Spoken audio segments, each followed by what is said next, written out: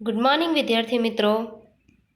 પાઠ 8 સજીવો કેવી રીતે પ્રજનન કરે છે. આગળ આપણે આ પાઠમાં ભિન્નતાના મહત્ત્વ વિશે વાત કરી અને હવે આજે આપણે આ ચેપ્ટરમાં આગળ અભ્યાસ કરીએ તો એકલ જીવો દ્વારા ઉપયોગમાં લેવાતી પ્રજનન પદ્ધતિ. તો આપણે આગળ અભ્યાસ કરવા પહેલાં સૌપ્રથમ આપણે એક પ્રવૃત્તિ કરીએ.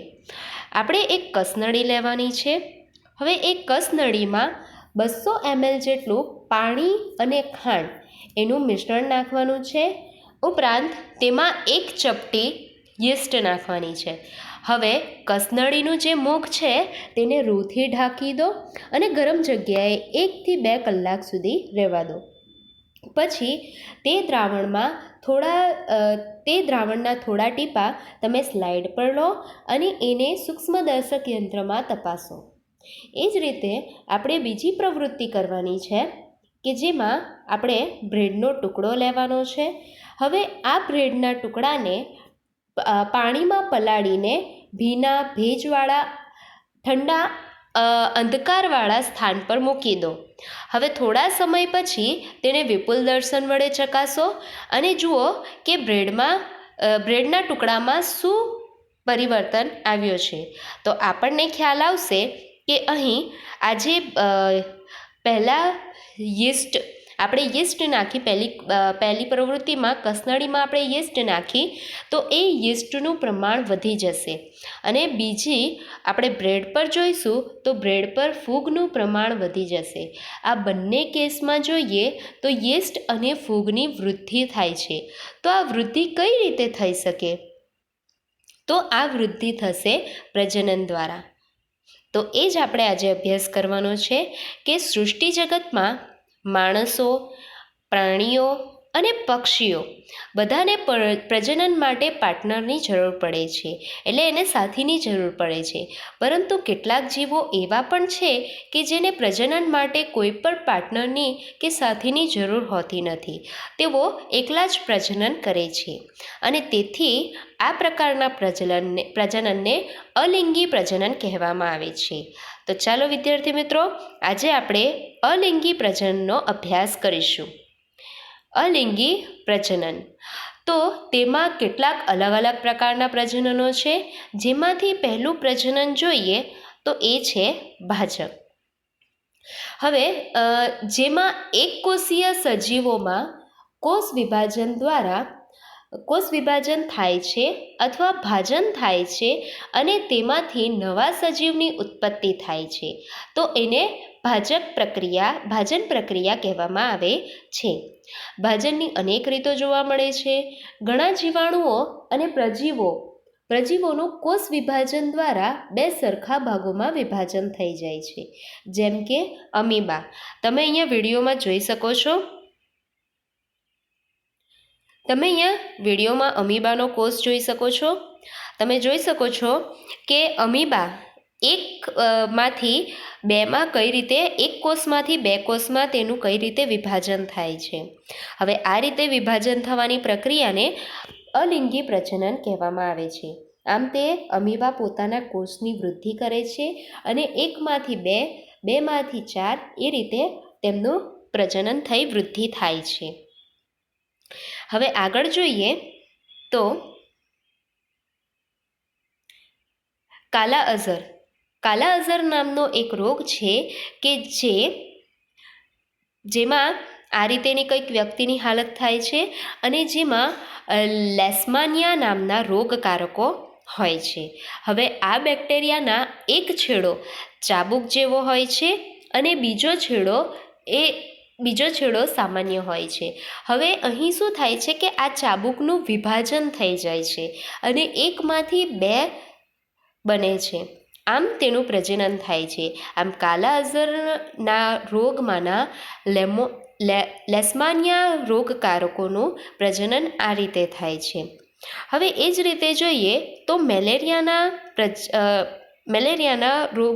રોગ જેનાથી ફેલાય છે એવા પ્લાઝ્મોડિયમ પણ એક કોષી સજીવ જ છે. હવે તમે અહીંયા ફોટોમાં જોઈ શકો છો કે પ્લાઝ્મોડિયમનો એક કોષ હોય છે, તેમાંથી 2માં રૂપાંતર પામે છે 2માંથી 4માં રૂપાંતર પામે છે. આમ એકમાંથી ઘણા બધા સંતતિઓ કાં તો ઘણા બધા બાળકોષોનું રૂપાંતર થાય છે.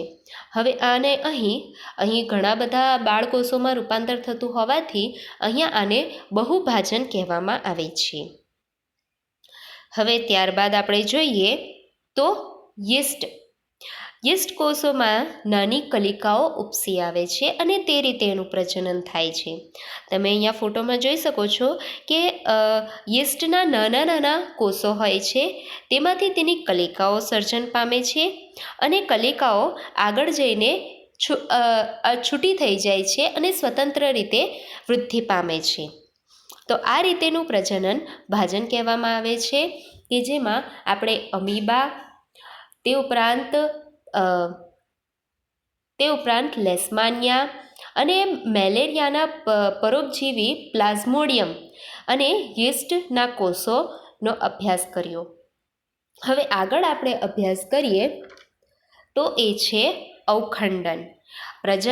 અલિંગી પ્રજનનની બીજી પદ્ધતિ છે કાં તો બીજી રીત છે અવખંડન, કે જેમાં સરળ સંરચનાવાળા બહુકોષીય સજીવો સરળ રીતે પ્રજનન પામે છે. હવે એમાં ઉદાહરણ જોઈએ તો સ્પાયરોગાયરા, કે જે તળાવ કે સરોવરના ગંદા પાણીમાં જોવા મળે છે અને તે એક પ્રકારની લીલ છે. હવે આપણે સામાન્ય રીતે લીલ તો જોઈ જ હશે કે જે તમને કોઈ પણ ચોમાસા દરમિયાન તમારા આજુબાજુના વિસ્તારોમાં તમને જોવા મળે છે, પરંતુ આ જે સ્પાયરોગાયરા લીલ છે તે તમને તળાવમાં કે સરોવરના ગંદા પાણીમાં જ જોવા મળશે. આ તંતુમય લીલ છે, તેનું અવખંડન થાય છે અને અવખંડન થવાથી અલગ અલગ ભાગોમાં વિભાજન થાય છે. અહીં તમે સ્પાયરોગાયરાનો ફોટો જોઈ શકો છો અને તે ઉપરાંત બીજા ફોટામાં તમે જોઈ શકો છો કે એક દંડવત સ્પાયરોગાયરા હોય છે, તેનું અલગ અલગ ભાગોમાં વિભાજન થાય છે અને ત્યારબાદ જે અલગ અલગ અહીંયા 1, 2, 3 લખ્યા છે તેનું પણ તે પોતે સ્વતંત્ર રીતે આગળ વૃદ્ધિ પામે છે. તો આ રીતે અવખંડનની પ્રક્રિયા થાય છે. હવે આપણને ખ્યાલ છે કે આપણે અનેક કોષોના બનેલા છે. કોષ પેશીની બનેલી હોય છે અને પેશી ચોક્કસ કાર્ય કરે છે.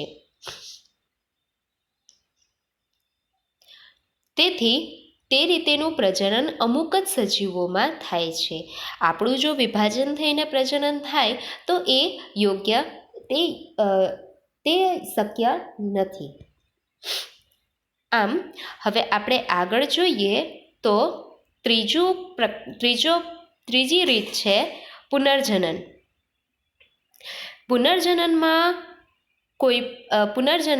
કોઈ કારણોસર જે સજીવો હોય છે તેના ખંડોમાં એટલે કે ટુકડાઓમાં વિભાજન થઈ જાય છે અથવા કેટલાક ટુકડાઓ તૂટી જાય છે અને અનેક ટુકડાઓમાં વૃદ્ધિ પામે છે. આમ નવા સજીવનો વિકાસ થાય છે. હવે અહીં ઉદાહરણ તરીકે તમે હાઇડ્રા અને પ્લેનેરિયા જોઈ શકો છો. આ પ્રક્રિયામાં ક્રમશઃ પ્રસરણથી અનેક કોષો બને છે અને કોષોના આ સમૂહથી પરિવર્તન દરમિયાન વિવિધ પ્રકારના કોષો તેમજ પેશી બને છે. આ પરિવર્તન ખૂબ જ ક્રમ અને વ્યવસ્થિત થતું હોવાથી તેને પુનર્જનન કહેવામાં આવે છે.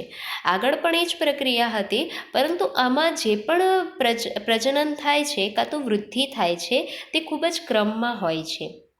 પુનર્જનન અને પ્રજનન સમાન નથી, તેમાં થોડું ઘણું અંતર છે. હવે આપણે અહીં પ્લેનેરિયાનો ફોટો જોઈ શકો છો.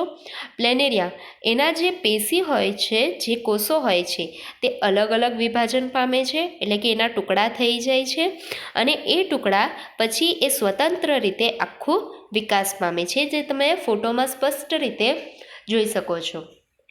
આમ જોઈએ તો પ્રજનન અને પુનર્જનન એ સમાન નથી, કારણ કે તે પ્રત્યેક સજીવના કોઈ પણ ભાગને કાપીને કે તોડીને સામાન્યતઃ નવો સજીવ ઉત્પન્ન કરી શકતો નથી. પ્રજનનમાં એક નવો જ કોષ ઉત્પન્ન થાય છે, પરંતુ અહીં પુનર્જનનમાં શું થાય છે કે એ કોષ તૂટીને પછી એ આગળ વૃદ્ધિ પામે છે. તેથી અહીં પ્રજનન અને પુનર્જનન એ સમાન નથી.